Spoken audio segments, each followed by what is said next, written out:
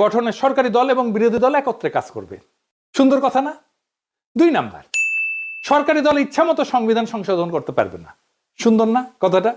3 number, সংবিধানের গুরুত্বপূর্ণ পরিবর্তনের ক্ষেত্রে গণভোটের বিধান চালু হবে। সুন্দর না?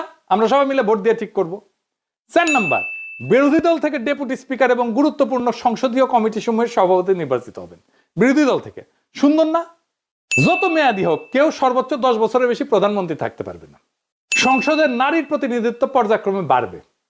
ক্ষমতার ভারসাম্য প্রতিষ্ঠার জন্য পার্লামেন্টে একটা উচ্চ কক্ষ গঠিত হবে। দেশের বিচার ব্যবস্থা স্বাধীনভাবে কাজ করবে। সুন্দর কথা না? আপনার মৌলিক অধিকারের সংখ্যা বাড়বে।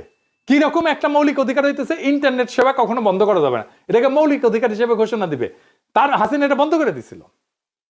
দণ্ডপ্রাপ্ত অপরাধীকে রাষ্ট্রপতি ইচ্ছামতো ক্ষমা করতে পারবে না। ফাঁসি দিলেও তো ক্ষমা করে দেয়, জেল দিলেও ক্ষমা করে দেয়। রাষ্ট্রপতি এবং প্রধান